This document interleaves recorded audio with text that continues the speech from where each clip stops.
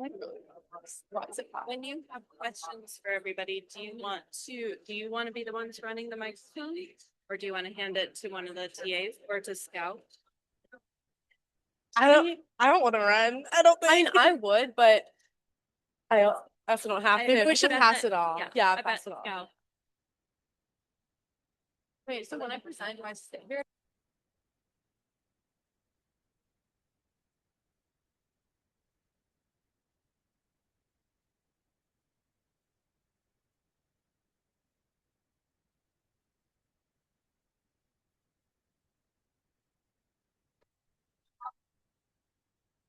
Hi, everyone. Welcome.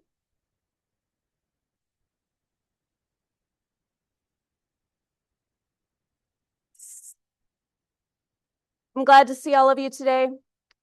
The slide says it's Tuesday. It's not Tuesday, and the page isn't 117. So there you go. That's how my day's been going. Wednesday, and I think it's page 115 if you choose. Is that right? Yes. Thank you for confirmation. 115 for today.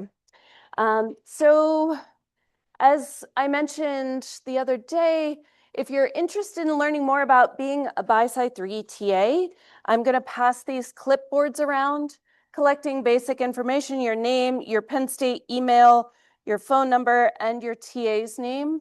And so you can jot this down. This is not meaning that you're committing to something that you don't know all the details of. It means that you're interested in having a conversation.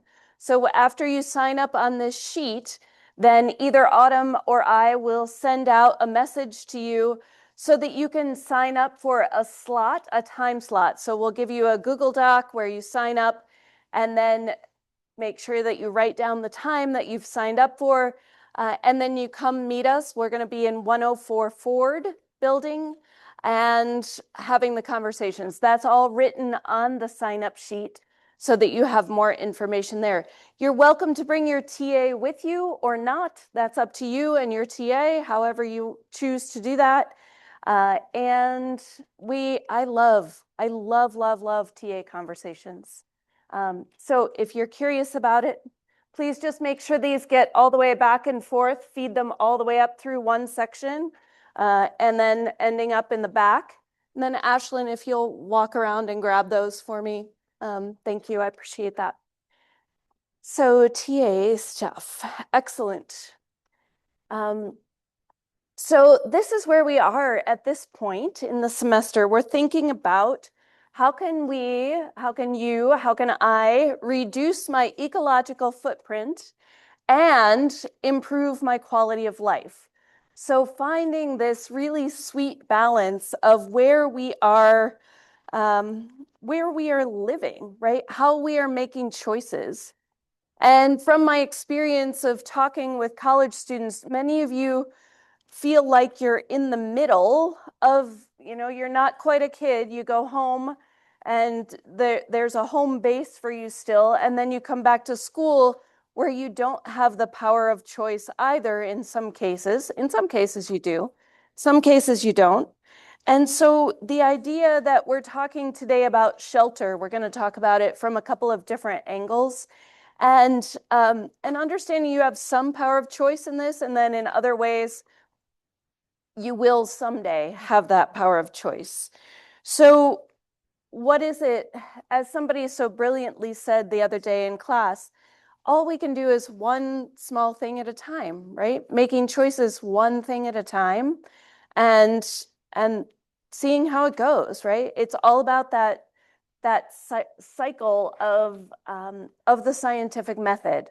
So you get curious, you ask some questions, you try some stuff out, you figure out whether it's working or not, and then you move forward. You go through the whole cycle again, that idea that we are scientists, that we're experimenting in the world. So the basic needs, right, that where we talked about food on Monday, and now we're talking about shelter, clean water, clean air. Those are the things we need to survive. So the definition of survive, continue to live or exist, especially in spite of danger or hardship. So survive. So that's pretty clear, right? and we all want to survive.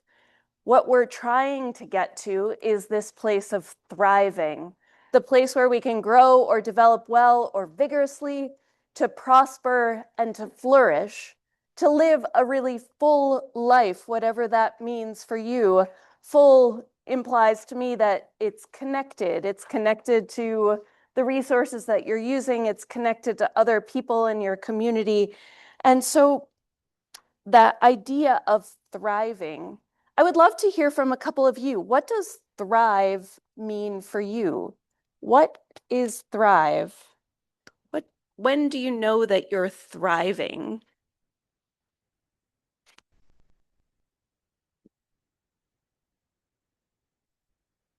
Who would like to? Yeah.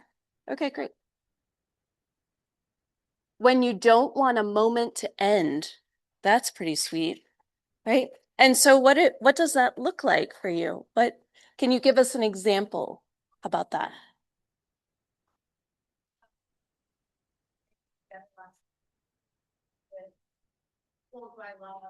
We're talking about things being present with each other. Last night, the TAs, we went on the practice walk at Shavers Creek, getting ready for this weekend's field trip. So Sunday, April 12th, we're all going to get a chance to be outside doing something a little bit out of the ordinary, maybe a flashback to elementary school field trips, the opportunity to be doing something different. And that made Ashlyn feel like she was thriving. That's beautiful. Thank you. What other characteristic moments? When do you feel like you're thriving?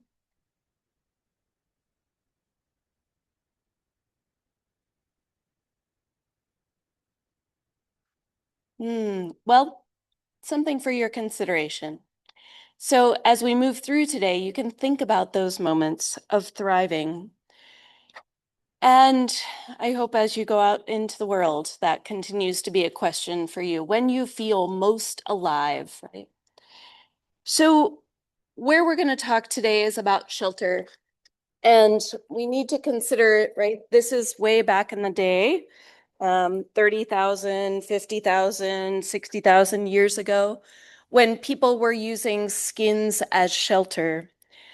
Our skin, our own skin, is the first level of shelter that we have. Our skin is the largest organ in our body. We've talked about this on our body, helps to protect us from the elements. And then when that's not sufficient, people used to use these, layer other animal skins on top of our skin as shelter. And so thankfully, this has evolved, right? And so I have some very special guest stars here today that are going to talk us through where we are at this point in time with the evolving nature of what we wear. So I'd like to introduce Julia and Sammy, and they're going to share some of their thoughts about this with us. Wait. Yeah. Okay. Hi, everyone. My name is Julia. I'm a supply chain student here, and I'm looking to minor in sustainability. And this is my roommate. I'm Sammy. I'm a design major, and I'm a sustainability minor. Okay, so um, okay, to start off, I have this video here. It just gives a brief overview of the textile industry and its impact on the world.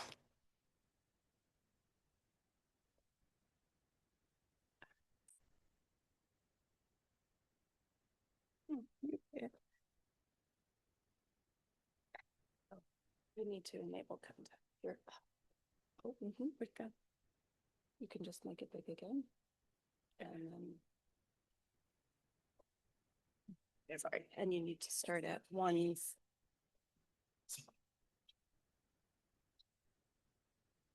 Oh.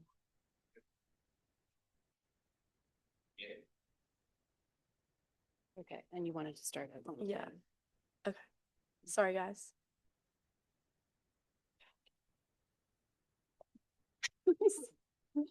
Great. Great.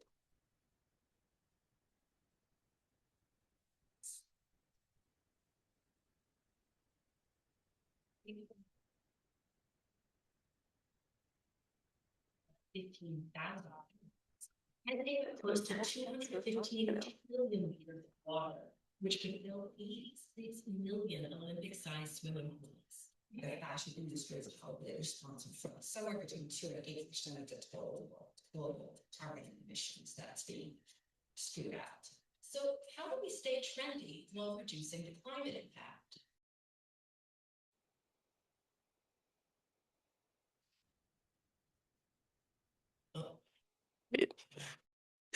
Anyways, okay. Okay, so I want everyone to turn and talk, and to reflect on the video. What do you guys know about the existing fashion industry, and do you guys know how the clothes you're wearing right now are made from? Stop stressing.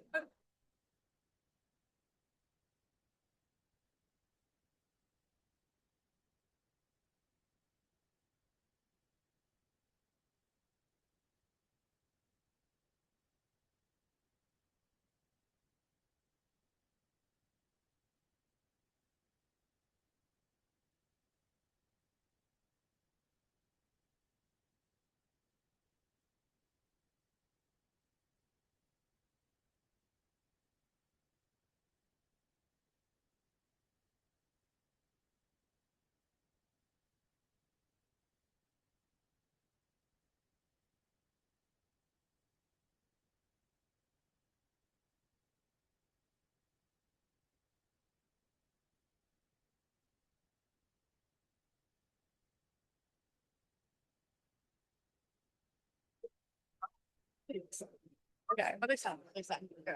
Oh, okay. Okay. Okay, would anyone like to share any of their thoughts or opinions on this?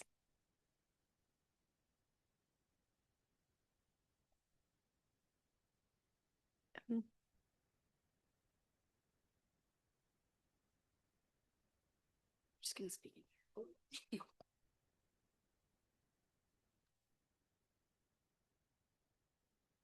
I really have no idea where most of my clothes come from or where it's made, how it is produced, but I know the material of my clothes. I know the shorts I'm wearing right now. They're cotton. What I have under me, cotton.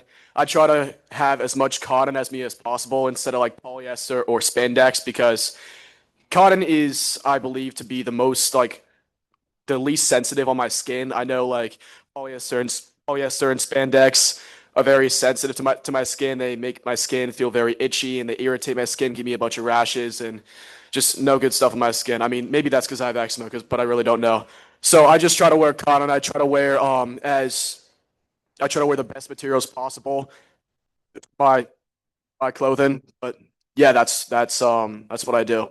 Thank you.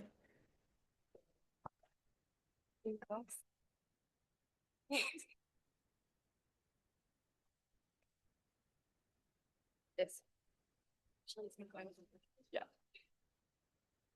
Me and my partner, we talked about fast fashion and like things like Shein and how they really exploit like children to make their clothes like in underdeveloped countries and how some people use it, but we try to limit our actual impact in that. For the second question about do you know how your clothes are made or whatever, I don't know. And I want to say that I want to be a little more conscious of it, but I don't think I have the brain capacity to care that much as of right now. Yeah, that's understandable.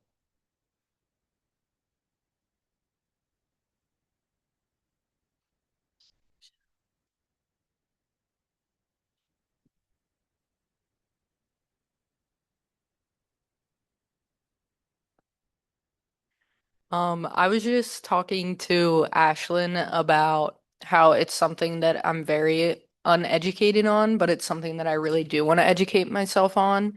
And I was telling Ashlyn about this book that my older sister had to read in high school. I think it's called The Travels of a T-shirt in the Global Economy.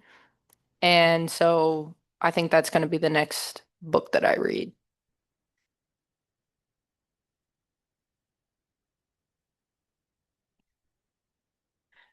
Okay. So I would like to talk about jeans and just a little bit about the production of jeans. So denim was created in the 1600s in Italy, and it was actually created accidentally during faulty cotton production. They discovered that this material was really durable and really useful for a lot of things. And then in 1873, Levi Strauss received a patent to mass produce denim. And primarily in America, it was used for coal miners or railroad workers, and it was pretty much just the working class. Until the 1900s, scaled production began, and then after like World War II and then the Industrial Revolution, mass production became mainstream, and jeans became a staple for so many people, and almost everyone owns a pair of jeans. And I wanted to show you guys a video of like denim production because I think it's pretty interesting. It was kind of hard to find a video that's like quick and it actually like shows you what it is. So bear with me on this, but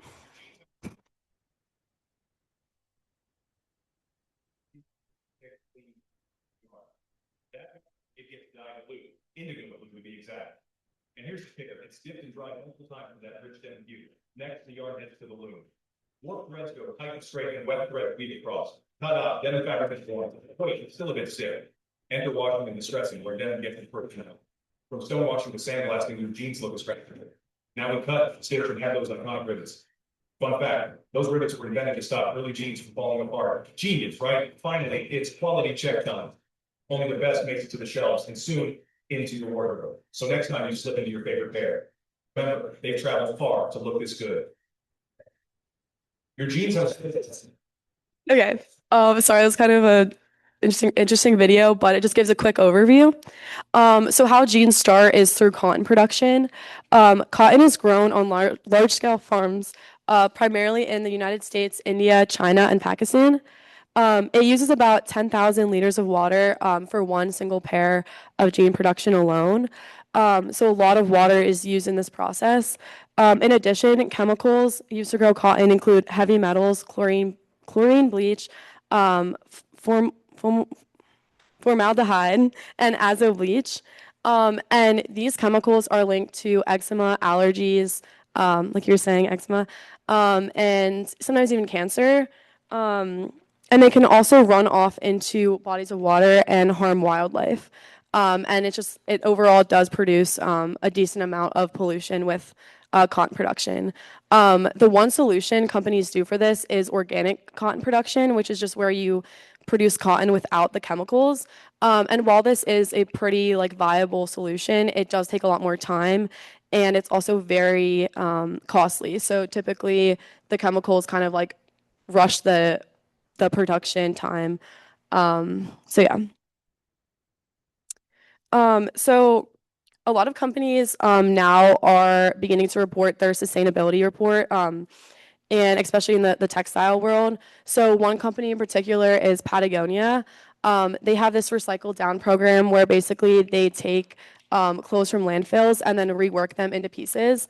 And then during their fall 2025 season, they were able to produce 152,000 pounds of goods like from this recycled program, which is really interesting. And they were able to reduce their CO2 percentage by 33. And I'll talk on that in a little bit. But one thing about Patagonia, and I'll show you in this video, is that they recognize that nothing we do is sustainable. And as human beings, we are going to produce waste, we are going to produce chemicals and pollution.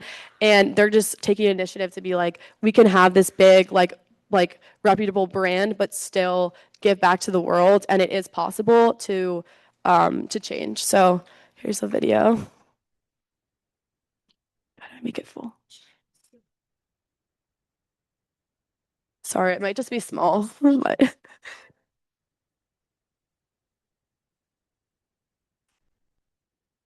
Agent understanding the unique outlook to environmental leadership. They argue that since no company truly gives back as much or more than it takes from the environment, true leadership is failing as radical transparency in absolutely can build. So before we jump in, make sure to subscribe so you don't miss any videos. As founder Yvonne Chenault once said, the fear of getting things wrong in the process cannot stop us from trying to get things right in the end. Patagonia's sustainability strategy, detailed in their latest progress report, is a blueprint for companies willing to embrace uncomfortable truths and prioritize the planet over profit. Patagonia's target is ambitious, net zero emissions by 2040.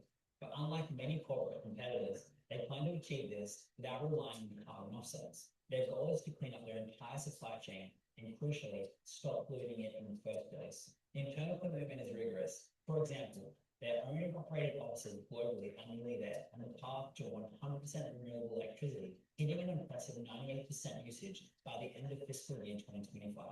By making products that are durable, multifunctional, and repairable, they drastically cut down overall consumption and waste. This is the heart of their circular economy vision. When they do manufacture new gear, their material choices are mostly recycled. By the end of FY 2025, over 93% of the polyester and 89% of the nylon were recycled. They have set a hard deadline to completely eliminate virgin synthetic fibers made from petroleum by the end of 2025, promoting robust waste recycling streams and moving away from fossil fuel reliance. Patagonia knows that the environment needs more than just sustainable products. It needs advocacy. They co-founded the Brands for Public Lands Coalition, a collective now comprising over 100 businesses. This group uses its influences to support legal action and policy influence aimed at protecting public lands from development, defunding, and extraction. As CEO Ryan Blurt noted, real corporate action requires uncomfortable work that goes beyond sustainability scope. By staying accountable and transparent practices, the good and the bad. By leading with honesty, Patagonia is providing a blueprint how the rest of the industry must approach its environmental impact and finally face its environmental debt. If you'd like to learn more about all things agtech and innovation. So the reason why I decided to include a company is because I am a business major, and I think it's really important to understand that companies can be more sustainable. We're not doomed. And when large companies do this, it's just like one step in to further our sustainability. And I think it's really interesting when I see companies like this, and it just, yeah. But okay, I'm going to talk about CO2 emissions. So CO2e is carbon dioxide equivalent. And basically, this is just a measure of all the greenhouse gases in the world, or like from a product, by factoring in their global warming potential. So in fashion, this will measure the total climate impact of a garment across its entire life cycle, from cotton farming to factory production and then transportation, and even how we dry it. For jeans, the biggest emissions often come from energy-intensive processes, which is like textile production and drying. And then overall, companies are just trying to like lower their carbon dioxide emissions, and a lot of companies right now are being forced to report their carbon emissions. So overall, a lot of companies are trying to like scale down, not just green companies, like a lot of companies. So then for manufacturing, so majority of jeans are made in Bangladesh, China, India, and Mexico. In the United States, it used to be, but right now it's not a huge manufacturer as overseas production is increased and it's just a lot faster. So it starts with cotton fibers being stretched and twisted into yarn.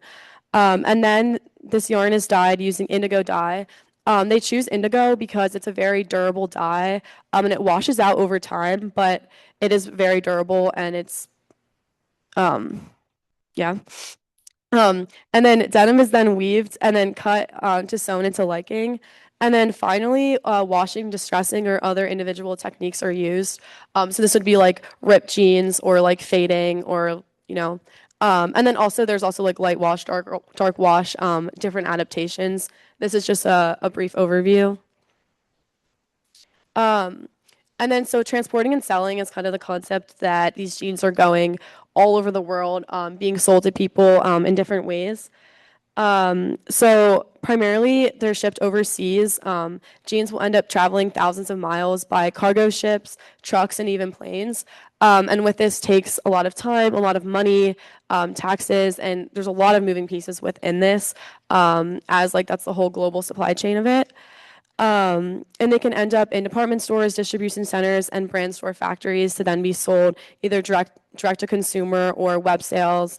I didn't touch on here, but like online sales is a big thing, which is custom or straight from like distribution center to the customer.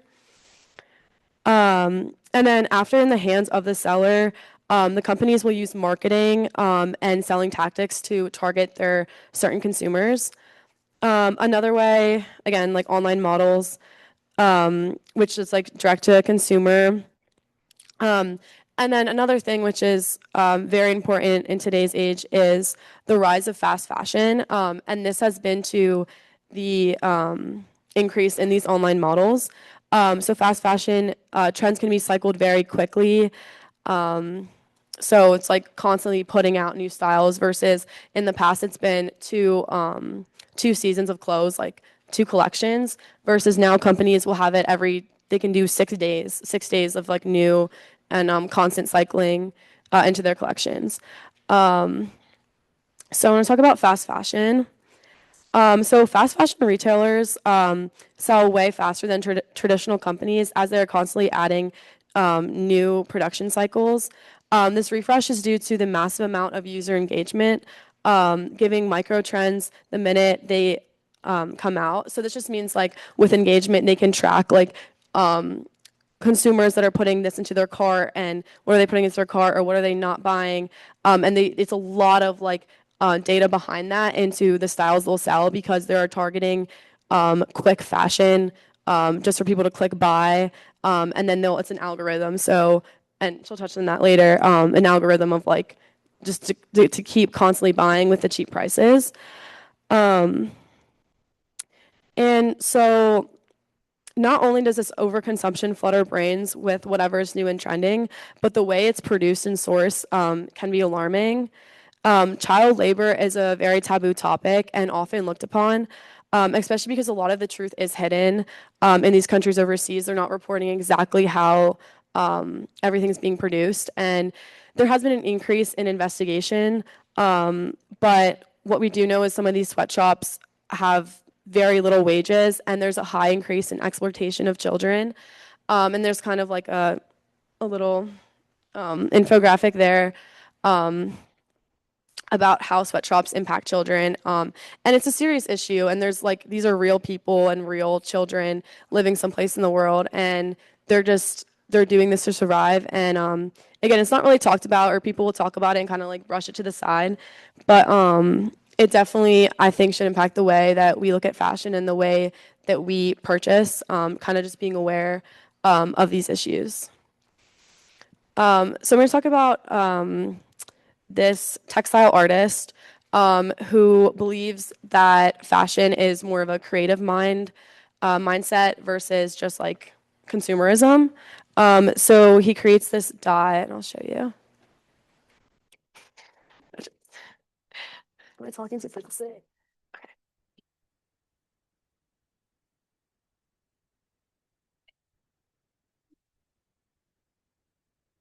Oh, wait. Sorry. It's like here. Oh, jeez. When you have everything you need to unlock your best work as knowledge to understand the complexity of transforming each and that we could scale that. Scientists are not the only people looking at different ways to explore limiting the environmental impact of fast fashion. Rogelio Gutierrez, a Zapotec textile artist and natural dyer, is using ancestral knowledge to understand the complexity of transforming nature into artistic material. Making clothing historically was purely for everyday use and for ceremonies. As an artist, it is very important to continue looking back into the culture that allows me to connect with the traditional practices. Fast fashion does not honor clothing and think of it as more of a disposal. We're so deep in the culture around us about consumption. How we to consume things. I myself try to navigate how things could be made in a different way and how slowness could be incorporated into this industry.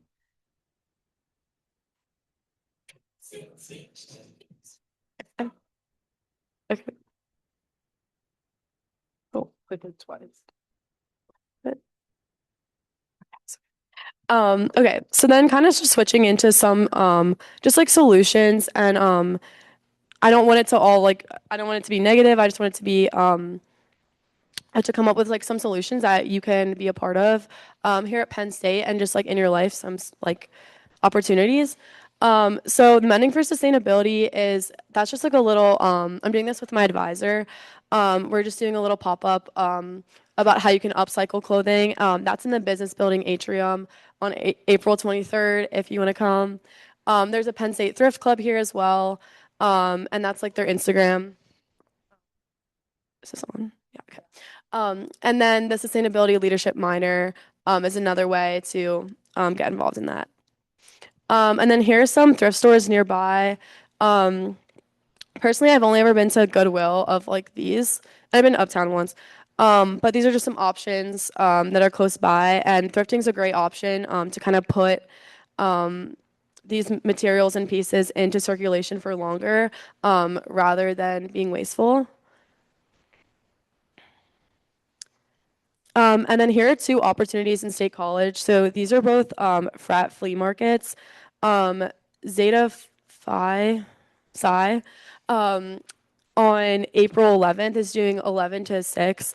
And that's primarily like Penn State vintage clothes, but just a lot of vintage clothes. And then Fiji, which is Fiji's, is on April 14th from 10 to 4.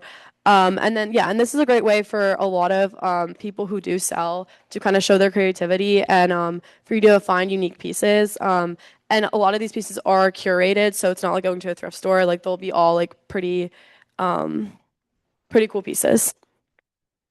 And I also just wanted to mention Depop. Depop is an app where you can buy and resell clothes. However, the difference between Depop and a typical place like eBay for reselling is that Depop like tailors trends. So like the algorithm will give you like an explore page of like what they think you like, and it's pretty nice. There's like a whole bidding system too with goes into it, so you can get affordable stuff. And I just put a few creators that I think are pretty interesting. But yeah, and then you can also sell your goods when you're finished with them. And yeah, so I think it's a great platform for that. And then the impact of secondhand. So one thing I think is like the inclusivity and individuality of shopping secondhand. I think with micro trends, a lot of people are wearing the same clothes and just wearing like what's trending. And I think it's really cool to have like the exploration of who you are as a person and to kind of express yourself through fashion. And then also it just is cheaper. When done right, thrifting is way cheaper than buying new fashion.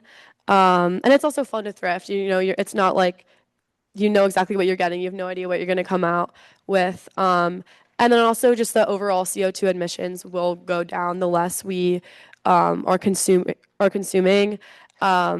And then again, the whole like humanitarian aspect of it with fast fashion. So yeah.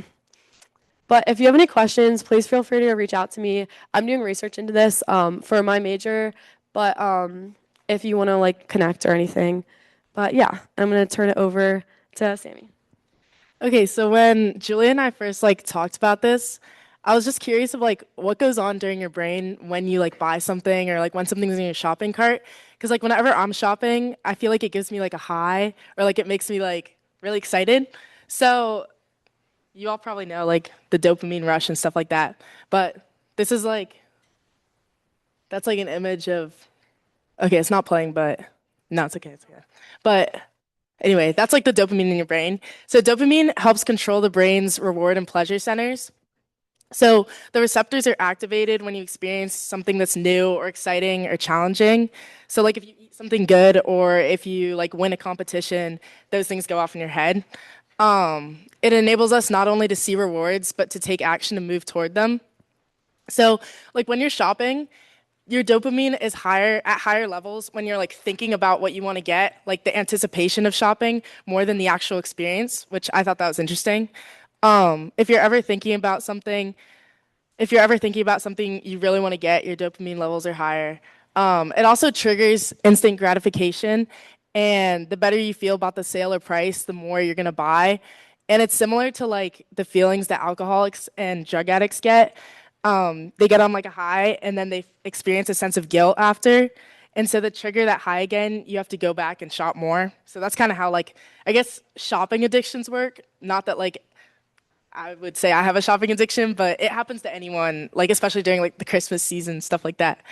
Um, Also we overvalue losses twice as much as gain. So like in your mind when you're rationalizing buying something, you think about like, oh, if I don't buy this, someone else is gonna buy it, or like, am I ever gonna see this again? So like sometimes when I'm shopping, I'm like, wait, if I think about that thing like in my mind, like hours later, maybe I'll like go back and buy it. But honestly, like sometimes I just buy it, but that's not the best. It also heightens emotional decision making over rational logic. So it's good to give it like, if you have like a bunch of stuff in your shopping cart, it's good to give it like 24 to 72 hours before you actually buy it. Also, sales and discounts pressure buyers to purchase immediately. So it's like you see it and you're like, oh, that deal is just like too good to pass up. But sometimes, like the people who are selling it to you will say that it's 50% off, but that's really just like the full price. And they say it's like for 24 hours, but really it's for like weeks. Also, seeing a known brand can add confidence and familiarity, especially with like loyalty to brands. So that increases a likelihood of purchasing an item. So how do the brands do it? So certain brands, like on TikTok, if you've ever seen that little like yellow thing, I don't know if any of you have like done that, but like when it shows the link to how to shop, TikTok will like pay the creator a percentage of the money if like people click on the link or if they buy. So this causes greenwashing, which is basically when they make untrue claims about the product. I don't know if you guys have ever seen like the whitening strips, but they put it on like a banana and they show like before and after, and that's just like I don't know. Sometimes they like lie on the things to make people buy it, which I'm sure like you all know. But it still like gets me sometimes. Um, Also, there's a lot of traction from haul videos, and that causes trends. And it like triggers this see now, buy now culture, which is like usually, okay, fashion trends used to be defined by like the decade. Like you would see different decades and been like, this is the trend. But now because of like social media and just like such fast fashion and just like everyone just needs to be stimulated all the time, the trends are like a year or like a month even. And the demands of these companies are like so high. So it just like every year they need to be making more and more and more and more. So like their marketing strategies keep going up and like it's constantly changing. Also, people always want like a new outfit for every occasion, especially because of social media, because it feels like your life is like on blast and you're like, ah, like people will see I wore that already. But really, no one remembers what you've worn. And if they do, that's like kind of weird. Also, because of the see now, buy now culture, it's hard for people to like save up their money to get something that they really want or like to get a signature piece. Like we've kind of lost sight of like signature pieces because everyone's just getting like the same thing everyone else has. And it like makes the clothes less valuable in like my opinion. Um, yeah. And it's also like not as good quality. And you probably aren't going to be passing like down those Sheen hauls to your kids like one day, which leads me to my next question. A turn and talk. Is there something meaningful that has been passed down to you from a family member or friend? Why does it matter to you? And if not, is there something that you own that you hope to pass down one day and why? So yeah, you can turn and talk to your neighbor. She said, "Say just checking." Good job.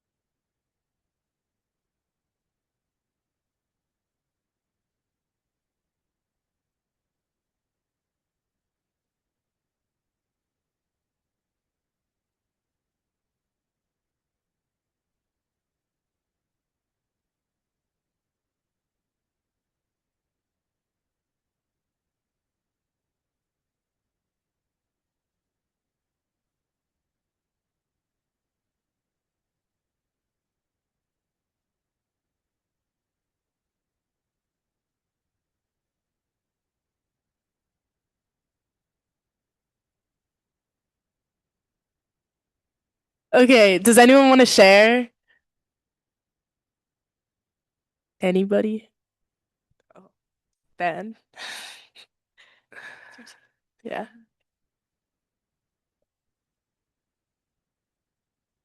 Shout out my TA. This is my TA, Ben. He's the best. Thank you. I have a bunch of jackets from my great grandpa. They're really nice, like workwear ones, so I wear them a lot. They mean a lot recently, not to like bring the mood down, but he passed away pretty recently, and so he gave them to me when he was, still around. So having those is a really nice reminder, and actually, I think this sweatshirt was one of his as well. He just had a whole bunch of clothes. He was like, I don't wear these anymore. It's like they're great. So very meaningful to me, and a lot of them are really nice. So they would be things I would want to pass down as well. Yeah, that's awesome.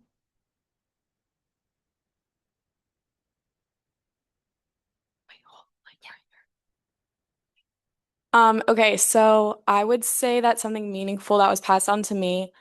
I just feel like my mom has passed down a lot of sweaters and things, and they're made with wool, so they're good quality.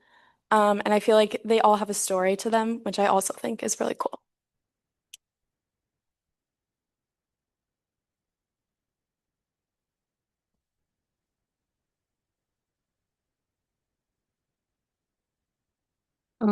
We were speaking on like there are like mostly jewelry or purses, but clothes wise there isn't much you can give because everything's made of cheap material. So even in the end, like the waste still comes around because everything's made from cheap product instead of good material, like authentic.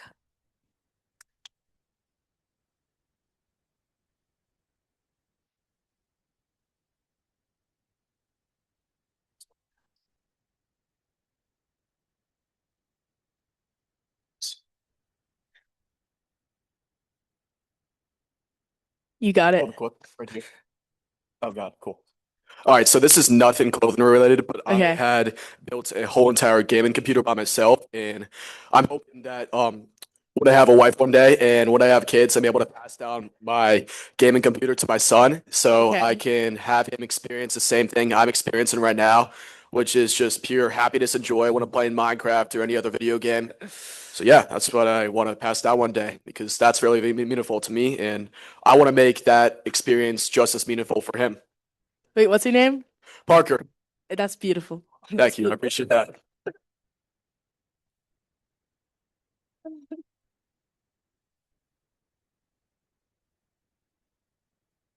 Okay. And yeah. Oh, also, we both have, wait, is this from your mom? Yeah, so this is my mom's. She actually got it. Oh, sorry. She got it from a thrift store in Vermont. And she always just like tells me about it. She always wore it like growing up, and then she gave it to me for college. So, I wear it all the time, and it's like one of my favorite pieces. Yeah, and then for me, this is my grandma's. She's also an artist, and so I don't know. I feel like I'm like following her footsteps, so it like means a lot to me. This is actually my first time wearing it, so that's pretty cool. Um, anyway, okay, so exploring creativity, fashion is like huge because it's definitely a representation of like who people are. Not everyone like cares about clothes, like it's not like a huge deal, but like a lot of people, it is a way of like expressing themselves. So trends aren't a bad thing. They definitely like inspire and reflect our culture and they help you find your style. But like with fast fashion, it's just like if you're buying constantly like just buying fast fashion stuff, it pushes one lane. And like using creativity in fashion explores like a lot of different things and helps you like express yourself, I guess. So I would encourage like a lot of upcycling and like if you learn how to like sew, it's super fun because you can kind of like fit everything to your exact body, which is cool, and also like make super cool stuff like that. Um, One of the problems with trends are they're rapidly changing and people want to keep up. So like in order to do that, they're just constantly buying whatever the trend is. And like in order to do that, it has to be affordable. So they buy off of cheap sites. And like we've definitely been like victims to this. Like it's not like yeah. But we're getting better. But buying off of cheap sites like TikTok Shop or stuff like that where they promote products as like a necessity. But again, like some of them do like the greenwashing stuff where they like lie and those like show a different product than like it actually is. Stuff like that. It always looks better sometimes on like whatever they're I don't know, it's edited, stuff like that. But when you mix like trends and personal style and like DIY stuff, thrifting, you can like make your clothes more authentic and a better representation of what you like and who you are, I guess. And then when you choose creativity, like with these options, it's like there's less waste, less overproduction, and more appreciation for your clothing.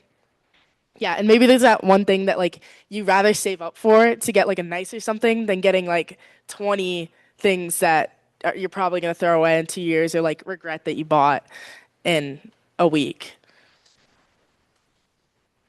Okay, well, I have like, yeah. Okay, so in conclusion, fashion is a form of self-expression, creativity, and culture. So like it is important.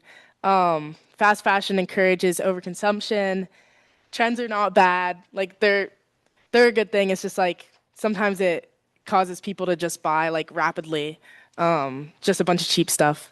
And then shopping more intentionally is a good thing. And then these are like ways that you can, I don't know, make your pieces more like meaningful. But yeah, that's not ours, but that's it. Thank you so much for your time.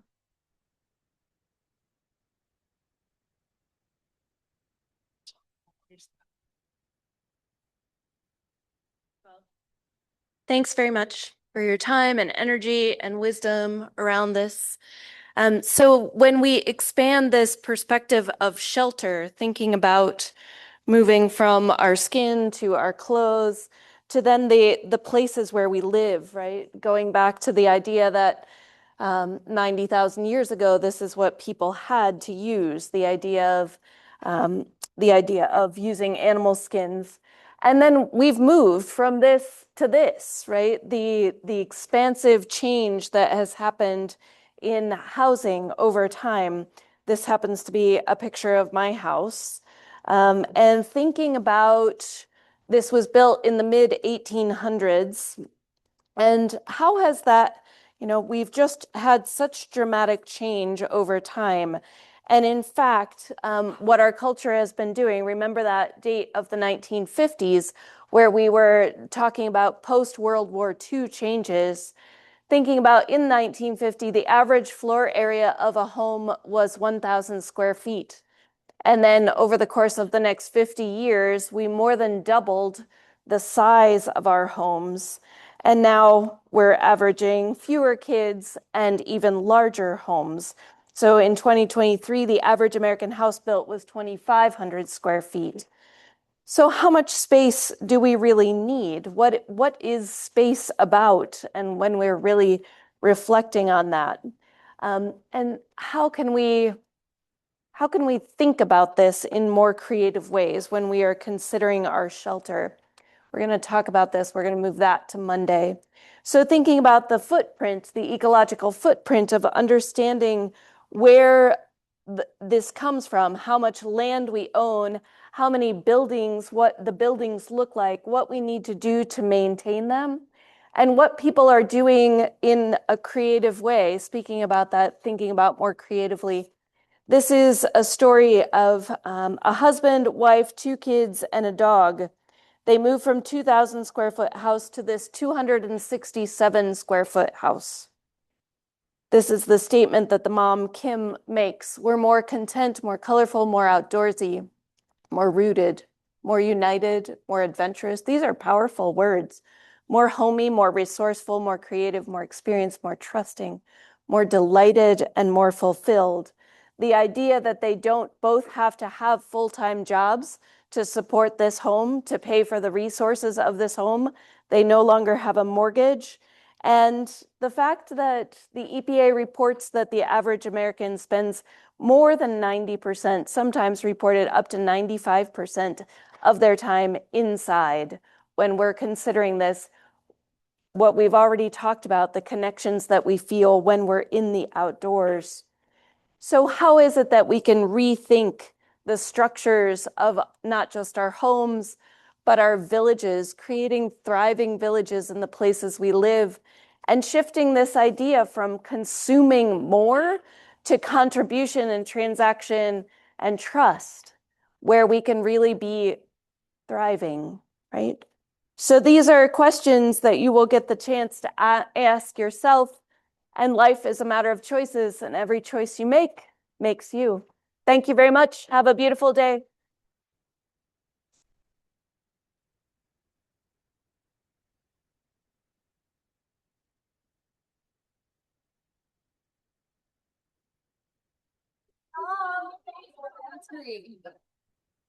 That was great. Thank you.